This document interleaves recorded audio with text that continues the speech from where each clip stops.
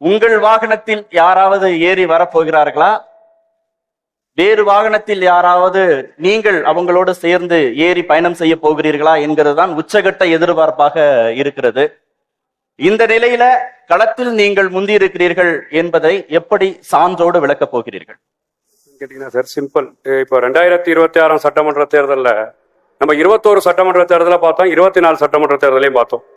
அப்ப இருந்த களம் எப்படி இருந்தது நம்ம எல்லாருக்கும் தெரியும். ஆனா இன்னைக்கு இருக்கக்கூடிய சட்டமன்ற தேர்தல் அதிமுக திடீர்னு ஒரு வருஷத்துக்கு முன்னாடி பாஜகவோட கூட்டணி வைத்து அந்த சட்டமன்ற தேர்தலை இப்போ வந்து சந்திக்கிறாங்க. திமுக வந்து பாத்தீங்கன்னா நாங்க 5 வருஷம் நல்ல சாதனைகளை செஞ்சிட்டோம், நாங்க யாருமே இல்லாம ஜெயிக்கணும்னு சொல்லக்கூடிய திமுக இன்னைக்கு விஜய் சொல்ற மாதிரி மலைக்கு ஒருத்தர் ஓதமா உறங்கினாலும் உள்ள கூட்டிட்டு போய் விட்டுட்டு ஒரு கூட்டணின்னு சொல்லி 25 கூட்டணி 26 கூட்டணி இந்த காலத்துலதான் வந்து திமுக போயிட்டு இருக்கிறாங்க. யாரெல்லாம் விமர்சிச்சாங்களோ போன தேர்தலில் பார்த்தோம், பழம் விழுந்து பாலில் விழுவுமா, கிளாஸ்ல விழுவுமா, தட்டையில விழுவுமா, மண்டபத்தை இடிச்சிட்டாங்களே, வாழ்நாள் சாபம், அவங்க எல்லாம் வந்து திமுக நோக்கி போகும்போது இன்னைக்கு திமுகல வந்து பாத்தீங்கன்னா இன்னைய நிமிஷம் வரைக்கும் காங்கிரஸ் எங்க கூட கூட்டணியில் இருக்கிறாங்கன்னு சொல்லி ஒரு கூட்டணி தர்மத்துக்காக கூட நாட்டோட முதலமைச்சர் முத்துவேல் கருணாநிதி ஸ்டாலின் அவர்கள் சகோதரர் ராகுல் காந்தி அவர்கள் ஒரு ட்வீட் கூட பண்ண மாட்டார். நான் அடிக்கடி ட்வீட் பண்ணுவார், அவர் அது கூட பண்ண மாட்டார். சரி, காங்கிரஸ் தான் இவ்வளவு இடையூறு கொடுக்குதே, காங்கிரஸ் இல்லாமல் 24 கூட்டணி இல்லாமல் எங்களால நிக்க முடியும். திமுக வந்து பாத்தீங்கன்னா இன்ன வரைக்கும் பாத்தீங்கன்னா அந்த களத்துல இல்ல, யார் வந்தாலும் வாங்கல் என்ற களம் தான் இருக்கின்றது. சீமான் அவர்கள் சொல்ல வேணாம், அவர் தனியா களத்துல நிக்கிறார். இதையெல்லாம் தாண்டி இன்னைக்கு களமே மாறி இருக்குன்னு சொல்றார். 2026 களம் விஜய்க்கான களம் என்பதை இதுதான் வந்து உறுதி செய்துன்னு பார்க்கணும். சரி, பிரதானமாக தமிழ்நாட்டில் பாஜக எதிர்ப்புல தான் வந்து திமுக வந்து ஆட்சியே செய்யுது. அதிமுக பாஜக கூடயே இருக்கு. பாஜக எதிர்ப்புல இருந்து மோடியா லேடியான்னு கேட்டாங்க 2011, 16. இன்னைக்கு பாஜக கூட ஒரு நிர்பந்த கூட்டணி, ஒரு பொருந்தாத கூட்டணியில வந்து, ஏன்னா திண்டுக்கல் சீனிவாசன் சொல்றாருல, எங்க பாஜக இல்லைங்க எனக்கு ஓட்டு போடுங்க அப்படின்ற நிலைமை தான் அதிமுகல இருக்கக்கூடிய தொண்டரோட மனநிலை. கடந்த காலம் அதுதான், பாஜகனாலதான் நாங்க தோத்தோம், ஜெயக்குமார், CV சண்முகம் போன்றவர்கள்லாம் சொன்னது. அப்ப அந்த இடத்துல அந்த மாதிரி கூட்டணி பாஜகவை நிரந்தர கூட்டணி. சரி, இங்க வந்து பாத்தீங்கன்னா பாஜகவை எதிர்க்கிறேன்னு எங்க அண்ணன் ஒருத்தர் களத்துல நிக்கிறார், தொடர்ச்சியா தனியா நிக்கிறேன்னு சொல்லி. அவர் திடீர்னு சனாதன எதிர்ப்புன்னு பிராமண கடப்பாறை தூக்கிட்டு வர்றார். இங்க கடப்பாறையா இல்லாத மாதிரி அந்த கடப்பாறை தூக்கிட்டு வந்து அவர் ஒரு பாஜக எதிர்ப்பை காட்டுறேன்னு அந்த இடத்துல அவர் நிக்கிறார். சரி, பாஜக எதிர்ப்பை காட்டக்கூடிய திமுக தான் அப்படி இருக்குன்னு பாத்தீங்கன்னா, இன்னைக்கு தமிழ்நாட்டுல நம்ம ஆம்பூர்ல பண்றோம், இன்னைக்கு கூட ஜோன்னு மழை பெய்யுது, உணவு திருவிழால பீஃபே சாட முடியல. அதுதான் பாஜக எதிர்ப்பு, திமுகக்கு சனாதன எதிர்ப்பு என்ற களத்துல இருக்குன்னு நம்ம பார்த்திருக்கிறோம்.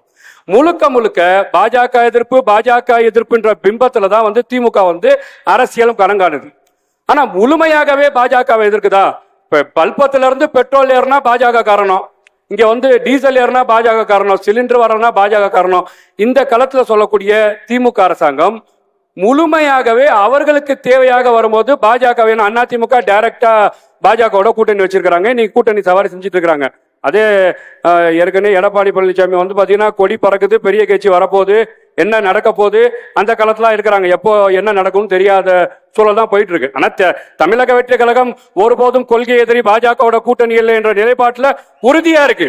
அது மாற்றம் கிடையாது. நீங்க அதனால வந்து அவங்க முறையடி சவாரி செய்யணுமா? இல்ல சவாரி செய்யறது சார், பாஜக தமிழ்நாட்டுல ஒண்ணுமே கிடையாது.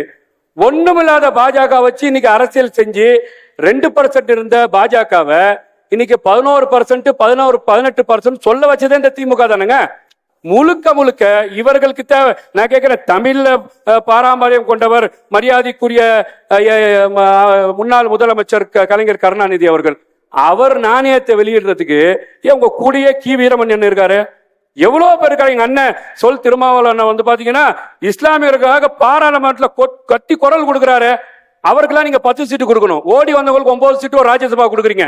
புரியுதா? இல்ல, இந்த தேர்தல்ல திமுகவுடைய பாஜக எதிர்ப்பு எடுபடாது அப்படின்னா உங்களுக்கு எப்படி அந்த சாதகமா இருக்கு? நீங்க வந்து பாத்தீங்கன்னா தமிழக அரசியல் களத்துல இவங்க செய்யக்கூடிய போலி பாஜக சித்தாந்தம், போலி RSS சித்தாந்தம், இங்க வந்து பாத்தீங்கன்னா தமிழ்நாட்டுல பாஜக வந்து எங்களுக்கு 1 ரூபா கொடுக்கல, 1 ரூபா கொடுக்கல, ஒரு இலவும் கொடுக்கல, நாங்க ரொம்ப கஷ்டப்படுறோம்.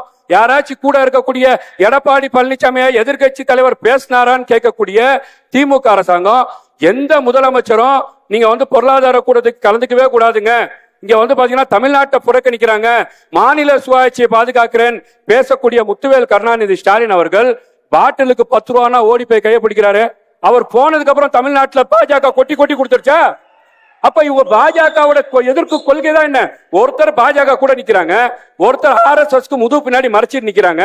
இதையெல்லாம் தாண்டி இன்னைக்கு அரசு ஒருத்தர் பிராமண கடப்பாரை தூக்கிட்டு வந்து நிக்கிறாரு. பாஜகவை முழுமையாக எதிர்க்கக்கூடிய, சனாதனத்தை எதிர்க்கக்கூடிய கொள்கை எதிரி பாஜகன்னு சொல்லி நீங்க ஜனநாயகத்துக்கு அழுத்தம் கொடுத்தாலும் சரி, சிபிஐக்கு அழுத்தம் கொடுத்தாலும் சரி, இந்த முகம் பயப்படுற முகம் கிடையாது. நான் தனியா களத்துல நிக்கிறவருக்கு கண்டிப்பாக களம் சரியா இருக்கு நான் பாக்குறேன்.